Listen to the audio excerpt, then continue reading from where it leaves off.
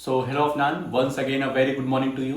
Welcome to our science class जिसमें आज हम लोग डिस्कस कर रहे हैं अपने चैप्टर साउंड का लास्ट वीडियो।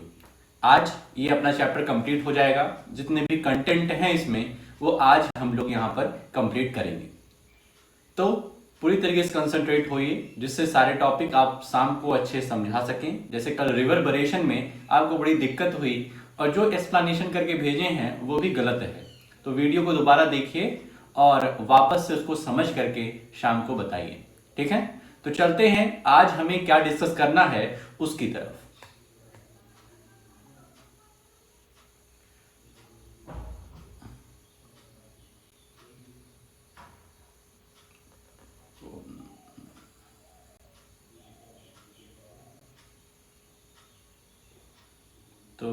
तो ये अपना रहा पीपीटी जिसमें आज हम लोगों को क्या पढ़ना है वो देख लेते हैं। तो चैप्टर नंबर 11 साउंड, और इसमें देखना है आज हम लोगों को रेंज ऑफ हियरिंग और एप्लीकेशन ऑफ अल्ट्रासाउंड। आज दो टॉपिक कवर करेंगे, दो मेन टॉपिक, छोटे छोटे टॉपिक्स हैं, इनके कोई सब टॉपिक नहीं है। तो दो टॉपिक, रेंज ऑफ हियरिंग मतलब कि हम कितना सुन सकते हैं। हियरिंग मतलब सुनना, रेंज मतलब कितनी हमारे कान की औकात है सुनने की। ठीक है, कितने हमारे कान की क्या है, कैपेसिटी है सुनने की, तो वो देखेंगे। और दूसरा टॉपिक है एप्लीकेशन ऑफ अल्ट्रासाउंड। अल्ट्रासाउंड मतलब एक ऐसा साउंड जो कि अल्ट्रा है, मतलब उसकी फ्रीक्वेंसी अभी हम देखेंगे वो क्या रहेगी, हाई रहेगी, प्रो लेवल की रहेगी। तो उसके कौन कौन से एप्लीकेशन हैं, उनको हम कहां कहां पर यूज करते हैं ये देखेंगे।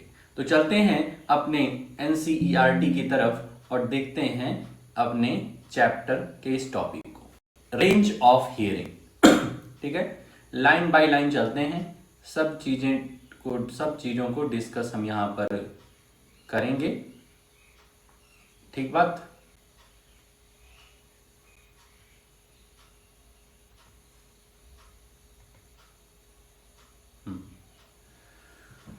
Range of hearing. The audible range of sound for human beings extend from about 20 Hz to 20,000 Hz. कह रहे हैं कि जो ह्यूमन बीइंग की एवरेज हियरिंग कैपेसिटी होती है, एवरेज हियरिंग कैपेसिटी है वो 20 हर्ट्ज से लेकर के HZ, ये तुम जानते हो फ्रीक्वेंसी की अपनी क्या है, ये यूनिट है। ठीक है, तो 20 हर्ट्ज से 20,000 हर्ट्ज तक हमारे कान की क्या होती है, कैपेसिटी होती है।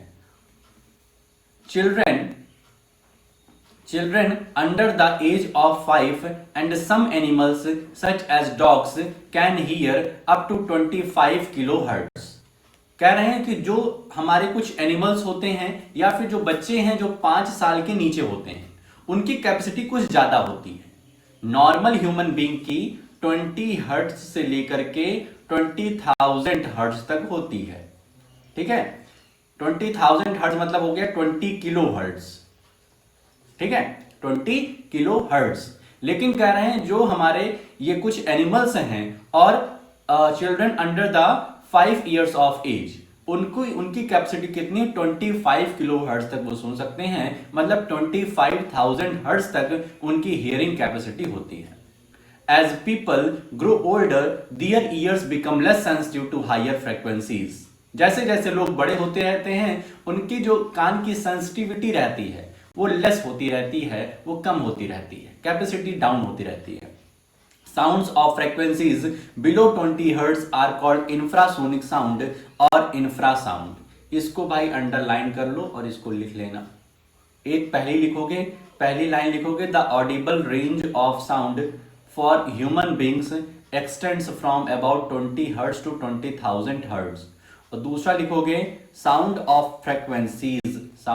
frequencies below 20 hertz are called infrasonic sound और infrasound। 20 hertz से नीचे यदि साउंड की हमारी फ्रीक्वेंसी है तो उसको हम लोग इंफ्रासोनिक या फिर इंफ्रासाउंड बोलेंगे। If we could hear infrasound, we would hear the vibration of a pendulum just as we hear the vibration of the wings of bee। कह रहे हैं अगर हम इंफ्रासाउंड को सुन पाते, क्योंकि भाई हम सुन नहीं पाते हैं, क्योंकि हमारी कैपेसिटी, हियरिंग कैपेसिटी ही 20 हर्ट्ज से स्टार्ट होती है। इसके नीचे जितनी भी फ्रीक्वेंसी है उसको हम सेंस नहीं कर पाते हैं। 20 हर्ट्ज से लेकर के 20,000 हर्ट्ज के बीच की हम सेंस कर पाते हैं, ना 20,000 के ऊपर ना 20 के नीचे, उसको हम सेंस नहीं कर पाते हैं। कह रहे हैं मान लीजिए आप सेंस कर पाते तो जो आपका पेंडुलम, जो ऑफिस में एक क्लॉक लगी हुई है ना, उसमें क्या करता है, पेंडुलम क्या कर रहा है, लगातार चल रहा है, ऑसिलेट हो रहा है, तो उसकी वाइब्रेशन को हम सुन पाते लेकिन सुन नहीं पाते। तो कह रहे हैं कि उसकी वाइब्रेशन को आप सुन पाते जैसे कि आप एक बी की विंग्स के वाइब्रेशन को सुन पाते हैं। ठीक है। Rhinoceros communicate using infrasound of frequency as low as 5 hertz. Whales and elephants produce sound in the infrasound range. कह रहे हैं कि जो राइनोसेरस है ये आपस में बातचीत करते हैं, 2-3 राइनोसेरस आपस में बातचीत करेंगे, लेकिन वो हमें सुनाई नहीं देगा, वो लोग बातचीत कर लेंगे, क्योंकि उनकी बातचीत करने की जो फ्रीक्वेंसी होती है, जो उनके साउंड है वो इंफ्रासोनिक है, मतलब 5 हर्ट्ज है। ठीक है, 20 हर्ट्ज से बहुत नीचे। ठीक है। और जो वेल्स हैं, एलिफेंट्स हैं, ये भी इंफ्रासाउंड में क्या करते हैं, साउंड प्रोड्यूस करते हैं। It is observed that some animals get disturbed before earthquakes. Earthquakes produce low frequency infrasound before the main shock wave begins, which possibly alert the animals. कह रहे हैं अर्थक्वेक, जब अर्थक्वेक आता है तो एक जब तक हमें ऑब्जर्व होता है तब तक बहुत बड़ा विनाश हो जाता है। ठीक है। और कुछ एनिमल्स हैं जिनको जब अर्थक्वेक स्टार्ट ही होता है तभी उसकी फ्रीक्वेंसी, उसकी साउंड उन तक पहुंच जाती है, क्योंकि वो लोग क्या है, मोर सेंसिटिव देन अस हैं, हम लोगों से ज्यादा सेंसिटिव उनके ईयर्स हैं। वो इंफ्रासोनिक साउंड को भी सेंस कर लेते हैं, लेकिन हम नहीं कर पाते हैं। तो वो क्या हो जाते हैं, अलर्ट हो जाते हैं, और अलर्ट होकर के वो एक सुरक्षित स्थान पर पहुंच जाते हैं। लेकिन हम तो तब सुन पाते हैं जब भूकंप आता है और जब टीवी चैनल्स पे आने लगता है कि अरे भूकंप आ गया है। ठीक है, तब हमको सही में एहसास होता है हाँ भूकंप तो आया था, कुछ हमें हिलता डुलता हुआ आभास हुआ था। ठीक है, तो इस तरीके से होता है। और यहां पे लिखे हैं मेन शॉक वेव आने से पहले बहुत ही लो फ्रिक्वेंसी वाला ये जो अर्थक्वेक का डिस्टर्बेंस जो होता है, लो फ्रिक्वेंसी का ही जब रहता है तभी एनिमल्स को सुनाई दे जाता है। Frequencies higher than 20 kilohertz are called ultrasonic sound और अल्ट्रासाउंड। इसको भी अंडरलाइन कर लो, 20 किलोहर्ट्ज से जब ज्यादा चला जाएगा, इस बात का ध्यान रखना, हम 20 किलो हर्ट्ज बोलें या 20,000 हर्ट्ज बोलें, बात एक ही है। ठीक है, क्योंकि किलो का मतलब 1000 हो जाएगा, वही 1000 यहां पर एक्स्ट्रा लगा हुआ है। तो इसको लिख लेना, frequencies higher than 20 kilohertz are called ultrasonic sound और अल्ट्रासाउंड। ठीक है। Ultrasound is produced by animals such as dolphins, bats and porpoises. Porpoises एक एक्वेटिक एनिमल है। ठीक है, तो ये लोग जो हैं, जो डॉल्फिन हैं, बैट हैं, पोर्पोइजेस हैं, ये अल्ट्रासाउंड प्रोड्यूस करते हैं, और अल्ट्रासाउंड प्रोड्यूस करेंगे तो वो भी हमें नहीं सुनाई देगी। ठीक है, मतलब ये 20 किलोहर्ट्ज के ऊपर की साउंड है, ऊपर की फ्रीक्वेंसी है, तो वो हमारे कान में सेंस नहीं होगी। Moths of certain families have very sensitive hearing equipment. These moths can hear the high frequency squeaks of bat and know when a bat is flying nearby and are able to escape capture. कह रहे हैं जो moths होते हैं, moths बहुत छोटे छोटे जो कीट पतंगे होते हैं जो अक्सर हमें बारिश में दिखाई देते हैं, तो उनके पास भी हियरिंग एबिलिटी जो है वो हाई फ्रीक्वेंसी वाली है, वो बड़ी मतलब ज्यादा फ्रीक्वेंसी वाली जो साउंड होती है उसको सुन लेते हैं। तो बैट क्या करते हैं, बैट मतलब चमगादड़ इनका शिकार करते हैं, चमगादड़ इनका शिकार करते हैं। और चमगादड़ कैसी साउंड प्रोड्यूस करता है, तो अल्ट्रासोनिक। तो ये लोग अल्ट्रासोनिक साउंड को क्या करते हैं, सेंस कर लेते हैं। ये जो हमारे मॉथ्स हैं, MOTHS, कीट पतंगे जो हैं, तो उनको सेंस करके वो वहां से एस्केप कर जाते हैं, भाग जाते हैं। Rats also play games by producing ultrasound. Rat भी, जो चूहे होते हैं हमारे घरों में, ये भी अल्ट्रासाउंड प्रोड्यूस करते हैं। हमें इनकी आवाज नहीं सुनाई देती है, लेकिन ये इसलिए नहीं सुनाई देती है क्योंकि ये कौन सा साउंड है इनका, अल्ट्रासाउंड। ठीक है, तो अभी तक हम लोगों ने क्या पढ़ा है, दो प्रकार का साउंड, एक इंफ्रासाउंड है, ठीक है, इंफ्रासोनिक साउंड बोलें या फिर इंफ्रासाउंड बोलें, वो क्या है, तो 20 हर्ट्ज से नीचे के जो साउंड की फ्रीक्वेंसी होती है उनको हम इंफ्रासाउंड बोलते हैं। 20 किलो हर्ट्ज के ऊपर जो साउंड की फ्रीक्वेंसी है उनको हम लोग अल्ट्रासोनिक बोलते हैं या फिर अल्ट्रासाउंड बोलते हैं। इसके बीच की जो हियरिंग एबिलिटी है वो हम लोगों की होती है 20 हर्ट्ज से लेकर के 20 किलो हर्ट्ज के बीच में हम लोग फ्रीक्वेंसी को सेंस कर पाते हैं। ठीक है, हियरिंग एड, हियरिंग एड क्या है, पीपल विद हियरिंग लॉस में नीड अ हियरिंग एड, जिनकी कान की शक्ति गायब हो गई है, मतलब उनको अब सुनाई कम देने लगा है, वो हियरिंग एड का इस्तेमाल करते हैं। A hearing aid is an electronic battery operated device, the hearing add receives sound through a microphone. ये क्या होता है, ये कान में लगा होता है, जो बुजुर्ग लोग होते हैं वो अक्सर इसका यूज करते हैं क्योंकि उनको और उनका सेंस और कम होने लगता है। तो ये काम क्या करता है, the hearing add receives sound through a microphone, microphone से ये क्या करता है, साउंड को रिसीव करता है। The microphone converts the sound wave to electrical signals, microphone ने क्या किया, साउंड को रिसीव किया, उसके बाद उसको इलेक्ट्रिकल सिग्नल में कन्वर्ट किया। These electrical signals are amplified by an amplifier, और इसी माइक्रोफोन के बगल में लगा रहता है एम्पलीफायर। एम्पलीफायर का क्या काम होगा, एम्पलीट्यूड को बढ़ाना, एम्पलीट्यूड को बढ़ाना, तो ये एम्पलीट्यूड को बढ़ा देता है। The amplified electrical signals are given to a speaker of the hearing aid, और उसके बाद जो एम्पलीफाइड, जो इलेक्ट्रिकल सिग्नल्स की एम्पलीट्यूड अब हाई कर दी गई है वो स्पीकर को प्रोवाइड करा दी जाती है, और फिर स्पीकर क्या करता है, वो एम्पलीफाइड इलेक्ट्रिकल सिग्नल को कन्वर्ट कर देता है साउंड में और sends to the ear for clear hearing, और वापस से वो कान में पहुंच जाता है और कान के पास फिर अच्छी खासी हमको आवाज सुनाई दे जाती है। देखो क्या काम हुआ, पहले यहां पे साउंड क्या हुआ, रिसीव हुआ, साउंड क्या हुआ, रिसीव हुआ। यहां पर हियरिंग एड लगा हुआ है, हियरिंग एड के सबसे पहले माइक्रोफोन होगा, माइक्रोफोन क्या करेगा, बहुत ध्यान समझो, फिगर के माध्यम समझा रहे हैं। साउंड रिसीव हुआ माइक्रोफोन में, माइक्रोफोन क्या करेगा, जो साउंड एनर्जी है उसको इलेक्ट्रिकल एनर्जी में कन्वर्ट कर देगा। फिर इलेक्ट्रिकल एनर्जी के यहां पे बगल में लगा हुआ है एम्पलीफायर, एम्पलीफायर क्या करेगा, उस इलेक्ट्रिकल सिग्नल को और एम्पलीफाई कर देगा, और क्या करेगा, एम्पलीफाई कर देगा। उसके बाद इसके बाद लगा हुआ है एम्पलीफायर के बाद स्पीकर, स्पीकर क्या काम करेगा, जो इलेक्ट्रिकल सिग्नल स्पीकर के पास आ रहे हैं उसको कन्वर्ट कर देगा वापस से साउंड में, और साउंड फिर हमारे ईयर को सुनाई देगा अच्छे खासे तरीके से। तो इस तरीके से काम करता है। ठीक है, साउंड आया, रिसीव हुआ माइक्रोफोन में, माइक्रोफोन क्या करेगा, साउंड को इलेक्ट्रिकल एनर्जी में कन्वर्ट करेगा।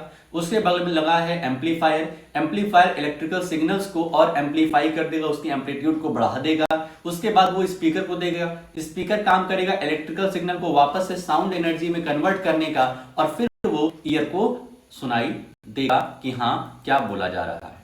ठीक है, इसके बाद ये इंटेस्ट क्वेश्चन खुद से करिए। अब आते हैं अपने चैप्टर के लास्ट टॉपिक पे, application of ultrasound, application of ultrasound. देखते हैं ये क्या है। Ultrasound are high frequency waves. ठीक है, अल्ट्रासाउंड हाई फ्रीक्वेंसी वेव्स होता है, ये हम लोग जानते हैं क्योंकि ये साउंड ऐसे फ्रीक्वेंसी होती है जो 20 किलो हर्ट्ज से ज्यादा होती है। 20 किलो हर्ट्ज से ज्यादा की जो साउंड वेव्स होती हैं, साउंड की फ्रीक्वेंसी होती है, उन्हीं को हम लोग अल्ट्रासाउंड बोलते हैं। Ultrasound are able to travel along well-defined paths even in the presence of obstacles। कह रहे हैं जो ऑब्स्टिकल्स होते हैं उनको भी ये चीरते फाड़ते क्रॉस कर जाती है अल्ट्रासाउंड वेव, क्योंकि इनकी फ्रीक्वेंसी काफी हाई होती है। Ultrasound are used extensively in industries and for medical purposes. Ultrasound का यूज इंडस्ट्रीज और मेडिकल पर्पसेस में हम लोग करते हैं ज्यादातर। देखो कहते हैं ना अल्ट्रासाउंड कराने जा रहे हैं, या फिर ऐसे बोलते हैं अल्ट्रासाउंड हम कराने जा रहे हैं। कौन कौन से एप्लीकेशन है देखो। Ultrasound is generally use to clean parts located in hard to reach places, for example spiral tube, odd shaped parts, electronic components etcetera. Ultrasound ultrasound ये एक ऐसी फ्रीक्वेंसी है, हायर फ्रीक्वेंसी दैन 20 किलोहर्ट्ज। तो इसका इस्तेमाल हम करते हैं किसी भी पार्ट्स को क्लीन करने में जहां तक हमारे हाथ नहीं पहुंच सकते हैं। जैसे स्पाइरल ट्यूब हो गया। स्पाइरल ट्यूब जानते हो, बड़ी बड़ी जो पाइपें होती हैं लोहे की, बड़ी बड़ी लोहे की पाइपें जो होती हैं उनको स्पाइरल ट्यूब बोल रहे हैं। तो बात मान लो बीच में कहीं जंग लगा हुआ है, ठीक है, रस्ट लगा हुआ, तो उसको साफ करने के लिए हम लोग अल्ट्रासाउंड वेव्स का इस्तेमाल करते हैं भाई। ठीक बात।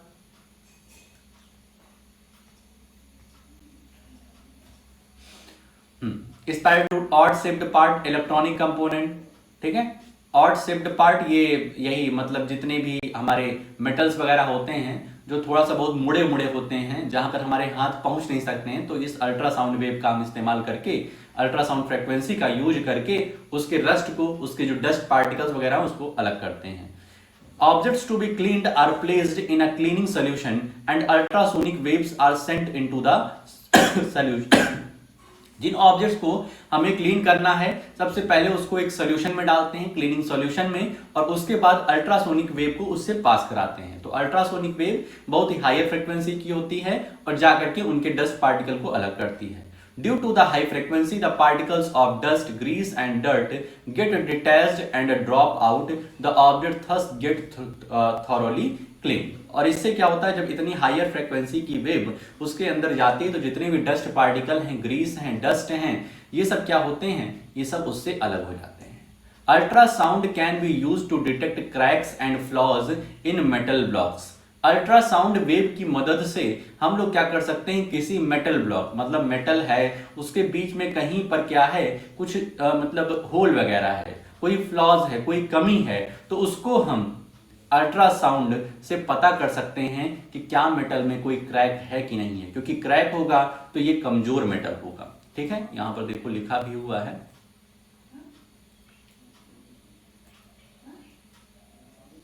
ब्लॉक के बाद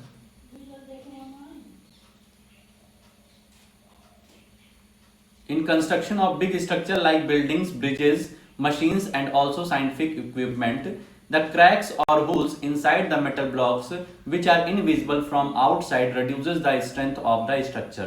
कह रहे हैं किसी भी मेटल में यदि क्रैक है, यदि क्रैक्स है या होल्स है तो क्या होगा, फिर वो क्या कर बहुत कमजोर मेटल होगा और उससे जो भी चीजें हम बनाएंगे वो जल्दी क्या होगा, टूट जाएगा। तो इस वजह से हमें इन सब चीजों का ध्यान रखना चाहिए। Ultrasonic waves are allowed to pass through the metal block and detectors are used to detect the transmitted waves। यहां पर देखो एक एग्जाम्पल, यहां पर फिगर भी दिया हुआ है। कह रहे हैं अल्ट्रासोनिक वेव जो है वो पास कराई जाती है मेटल ब्लॉक से। ठीक है, अल्ट्रासोनिक वेव पास, यहां देखो अल्ट्रासाउंड है, ये पास कराई जा रही है इधर से, और यहां पर डिटेक्टर्स लगाए गए हैं और तुम्हें बताया कि अल्ट्रासाउंड वेव जो होती हैं वो पास कर जाती हैं। ठीक है, वो पास कर जाती हैं बड़े से बड़े मेटल को, लेकिन अगर कहीं फ्लॉज होता है या डिफेक्ट होता है तो ये अल्ट्रासाउंड वेव क्या हो जाएंगी, रिफ्लेक्ट हो जाएंगी, ये डिटेक्टर्स तक नहीं पहुंचेंगी। ठीक है, देखो यहाँ पे डिटेक्टर्स पर नहीं पहुंची, बाकी इधर से ये पास होते हुए चली गई। ठीक है, डिटेक्टर पर पहुंच गई, ये इसने डिटेक्ट कर लिया कि हाँ यहाँ पर पार्ट सही है, लेकिन यहाँ पर कुछ फ्लॉज थे, डिफेक्ट था, तो अल्ट्रासाउंड वेव क्या हो गई, वापस हो गई। If there is even a small defect, the ultrasound gets reflected back। Ultrasound क्या होगी, रिफ्लेक्ट कर जाएगी, indicating the presence of the flaw और defect as shown in figure 11.14। और उससे हम पता कर लेंगे कि हाँ कुछ डिफेक्ट है इस मेटल में।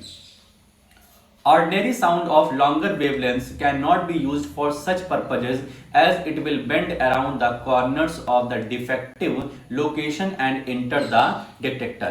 कह रहे हैं ऐसा नहीं है, ऐसी बात बिल्कुल भी नहीं है कि हम कोई ऑर्डिनरी साउंड जिसकी फ्रीक्वेंसी कम है और वेवलेंथ ज्यादा है उसका इस्तेमाल हम इस काम के लिए कर लें, ऐसा नहीं होगा। क्यों? क्योंकि वहां पर साउंड क्या हो जाएगा, बेंड कर जाएगा और बेंड करके वो वापस से डिटेक्टर के पास पहुंच जाएगा और फिर हमें पता चले कि अरे ये तो मीटर एकदम सही है। लेकिन वास्तविकता में वहां पे फ्लॉज था, क्योंकि वो क्या हुआ, वो वहां से अल्ट्रा जो वेव थी हमारी वो हमारी बेंड कर जाएगी। Ultrasonic waves are made to reflect from various parts of the heart and from the image of the heart. This technique is called echocardiography. कह रहे हैं अल्ट्रासाउंड हम करवाते हैं ना हार्ट का, और पता करते हैं हार्ट में क्या दिक्कत है, तो इसमें भी वही काम चलता है। Ultrasonic waves are made to reflect from various parts. एक मिनट बच्चा।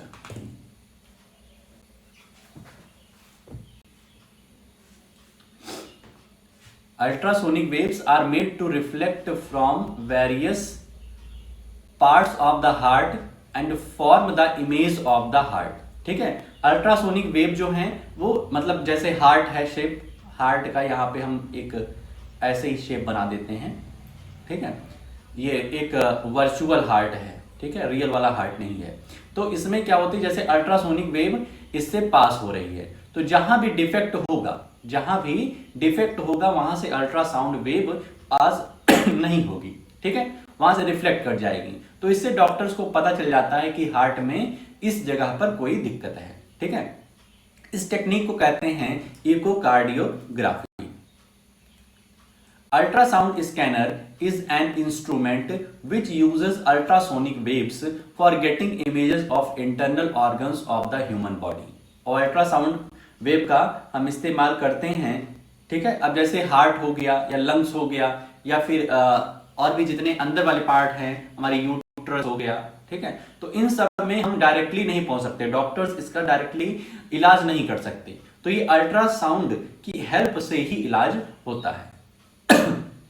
A doctor may image the patient's organs such as the liver, gallbladder, uterus, kidney, etc.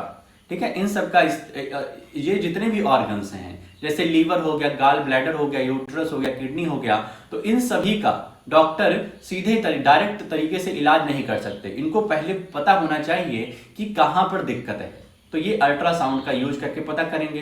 It helps the doctor to detect abnormalities such as stones in the gall bladder and kidney और tumours in different organs. ठीक है, यदि मान लीजिए kidney में या फिर uterus में कोई स्टोन्स है, कहते हैं पथरी जिसे कहते हैं, वहां पर स्टोन जम जाता है, तो वहां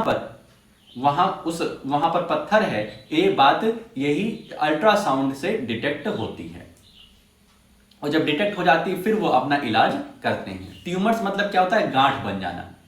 इन this technique the ultrasonic waves travel through the tissue of the body and get reflected from a region where there is a change of tissue density. ये कैसे पता चलता है, तो भाई जब अल्ट्रासाउंड वेव जा रही तो टिश्यू से तो ये पास हो जाएगी, जो हमारा गाल ब्लैडर का या फिर यूट्रस का जो टिश्यू है उससे ये अल्ट्रासाउंड वेव पास हो जाएगी। लेकिन बीच में अगर कोई स्टोन है तो वहां पर इस अल्ट्रासाउंड वेव डिटेक्ट करेगी कि इस स्टोन की डेंसिटी कुछ अलग है, मतलब यहां पर कोई दूसरा हमें ऑब्जेक्ट मिल रहा है, तो तुरंत मॉनिटर पर बता देगा कि यहां पर हमें कुछ मिला है। तो इस तरीके से वहां पे क्लियर हो जाता है कि है यहां पर क्या कुछ दिक्कत है। These waves are then converted into electrical signals that are used to generate images of the organ. These images are then displayed on a monitor or printed on a film. तो ये वेव क्या करती है, ये wave convert होती है electrical signals में। ठीक है, वो पूरा स्ट्रक्चर किया जाता है, मॉनिटर वगैरह उसमें लगाया जाता है, और उसके बाद मॉनिटर पे ही उसकी इमेज बन जाती है कि कहां पर ये अल्ट्रासाउंड वेव पास होने में इसको दिक्कत हुई, कहां से ये रिफ्लेक्ट कर जा रही है। ठीक है, वहां पर कौन सा ऑब्जेक्ट है। ठीक है, तो ये सारी चीज मॉनिटर पर डिस्प्ले हो जाती है। This technique is called ultrasonography, और इस टेक्निक को कहते हैं ultrasonography. Ultrasonography is also used for examination of the foetus during pregnancy to detect congenital defects and growth abnormalities. ठीक है, फोइटस होता है भ्रूण, जब एक नया बच्चा पैदा होना शुरू होता है मां के गर्भ में, तो उसी को कहते हैं फोइटस। ठीक है, बहुत ही छोटा सा, मतलब स्टार्टिंग होता है जब बेबी के बॉर्न का, ठीक है, तो उसको फोइटस कहते हैं। तो फोइटस प्रेगनेंसी के समय में फोइटस में क्या कुछ दिक्कत आ रही है, क्या कुछ एबनॉर्मेलिटीज हो रही है उसके ग्रोथ में, ये भी अल्ट्रासोनोग्राफी की मदद से किया जाता है। अल्ट्रासाउंड में B employed to break small stones formed in the kidneys into fine grains. These grains later get flushed out with urine.